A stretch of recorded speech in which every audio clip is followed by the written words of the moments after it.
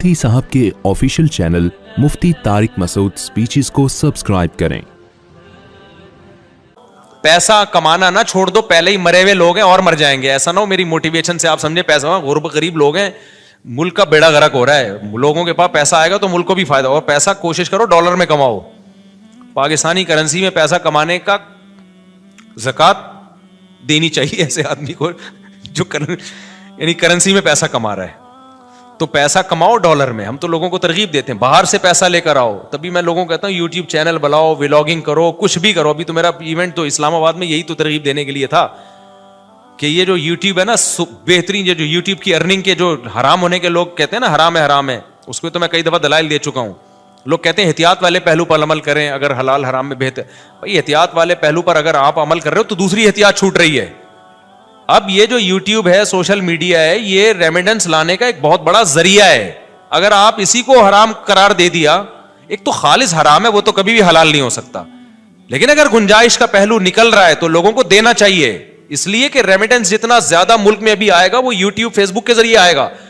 जितना इसके जरिए आ रहा है किसी और जरिए से नहीं आ रहा। उससे आपका मुल्क थोड़ा सा तो स्टेबल होगा ना, आपका कंट्री। इस पे लोग हमें कहते हैं असल में अपने चैनल है ना इसलिए यूट्यूब की अर्निंग हलाल है। जब हमारा चैनल नहीं था तब हमने यूट्यूब की अर्निंग को हलाल होने का फतवा दिया था 2014 में। उस वक्त तो मैं पता ही नहीं था यूट्यूब चैनल होता क्या है, पता तो अब भी नहीं है क्योंकि अभी भी हमारा चैनल किसी और ने बनाया है, लेकिन उस वक्त तो पता ही नहीं था कि इसमें कोई सोर्स ऑफ इनकम भी है, कुछ भी नहीं पता था इस बारे में। तो उस वक्त हमने जायज होने का फतवा इसी वजह से दिया था कि भाई इसमें दोनों पहलू निकल रहे हैं, लेकिन जायज होने वाले पहलू को तरजीह दी जाएगी, क्योंकि असल जो यूट्यूब से आपको अर्निंग मिलती है वो प्रोडक्ट को प्रोमोट करने की मिलती है। उसमें जो लड़कियां आ रही हैं वो एक इजाफी चीज है, पैसे उसके नहीं मिल रहे। जैसे मोबाइल की दुकान पे आप लड़की को बिठा दो तो बिठाना गलत काम है, आपने अगर खुद बिठाया हो, किसी और ने बिठाया तो वो आपको गुना भी नहीं मिलेगा उसका। तो यूट्यूब हमारे मशवरे से थोड़ी ला रहा होता है वो इश्तिहार में लड़कियों को। तो आपने अगर मोबाइल की दुकान पे लड़की बिठा दी है तो लड़की बिठाना गलत अमल है, लेकिन उससे आपकी अर्निंग थोड़ी हराम हो जाएगी, क्योंकि लड़की देखने के पैसे थोड़ी लोग दे रहे हैं, है ना। आपको नहीं आ रही समझ में मेरा ख्याल है। अबे देखो आजकल लोग क्या बड़ी गैर अखलाकी हरकत कर रहे हैं कि उनकी दुकान चल नहीं रही होती तो किसी हसीना को लाके बिठा देते हैं मोबाइल शॉप पे। आपको पता है कौम ठरकी है, शादियां वादियां तो करती नहीं है, तो कहीं से भी इनको स्मेल आ जाए ना किसी लड़की की तो वहां पहुंच जाते हैं। वहां बैठो दाढ़ी मूछों वाला अजीब सा बगले के बाल बड़े हुए उसके वो बैठा हुआ है वहां पे, और एक में कोई हसीना बैठी हुई है मोबाइल बेच रही है, तो क्राउड किधर, ठरकियों का क्राउड किधर जाता है। कहते हैं चलो मोबाइल मिला ना मिला, इस बहाने किसी आंटी से बात का मौका मिल जाएगा, तो वहां चले जाते हैं, मोबाइल भी इस बहाने बिक जाता है। तो ये गैर अखलाकी हरकत है ना।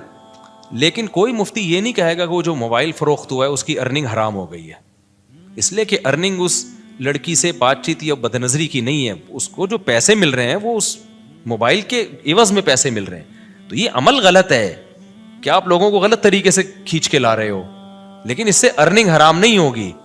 और ये भी अमल जब गलत है जब आपने किया हो। तो YouTube पे जो मोनेटाइजेशन के बाद आपको पैसे मिलते हैं वो कंपनियों की प्रोडक्ट को प्रोमोट करने के पैसे मिलते हैं। वो प्रोमोट करने के लिए लड़कियों को भी बीच में घुसेड़ देते हैं वो, तो ये गलत कर रहे हैं। लेकिन ये आप गलत नहीं कर रहे, ये कौन गलत कर रहा है, ये गूगल गलत कर रहा है। तो गूगल हमारे पास होता तो हम नहीं करने देते उसको, तो ये आपके इख्तियार में थोड़ी है। इसकी मिसाल है आपने किराए पे किसी को दुकान दे दी मोबाइल बेचने के लिए, आपने कहा भाई मुझे इतना रेंट चाहिए, उसने लड़की ले जाके बिठा दी।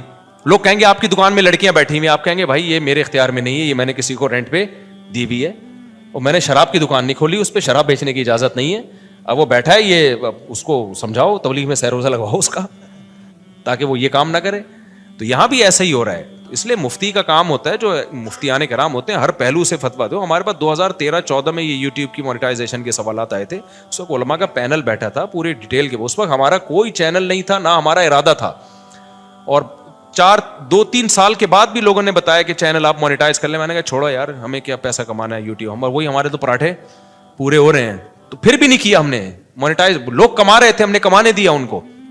उसके बाद फिर ये जो एडमिन है हमारे यूएसए में अहमद तालिब, इन्होंने 18 में चैनल बनाया, इन्होंने खुद ये मोनेटाइजेशन की है। मुझे तो मोनेटाइजेशन का लफ्ज ही कई दिनों के बाद जाके याद हुआ था कि ये क्या होता है। फिर पैसा भी इन्हीं के पास जाता है। इन्होंने कहा हमने वो लोग रखने, एम्प्लॉयज रखने चैनल को ग्रो करने के लिए।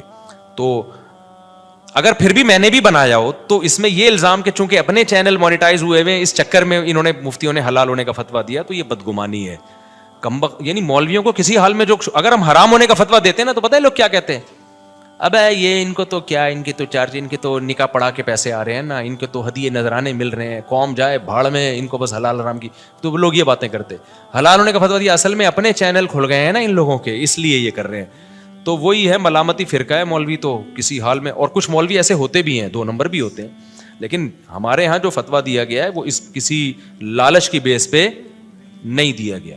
اور میں اور مزید آپ کو ایک احتیاط, ہم نے فتویٰ دیا اس کی مونیٹائزیشن کے جواز کا, لیکن جب ہمارے ایڈمن احمد بھائی نے میرے چینل کو مونیٹائز کیا ہے نا, تو میں نے کہا اس میں دوسرے علماء سے بھی فتویٰ لوں گا, اپنے بارے میں اور احتیاط کروں گا.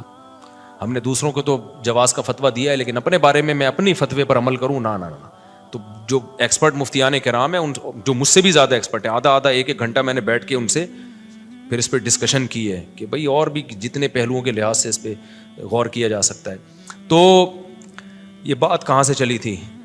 تو یہ مجھ سے پوچھ رہے ہیں کہ پیسہ کمانے کا طریقہ. تو میرے پاس تو ایک ہی طریقہ ہے, شادیاں کرو, بچے اسپیڈ سے پیدا کرو, جب ضرورت بڑھے گی تو رزق کے دروازے بھی بڑھ جائیں گے.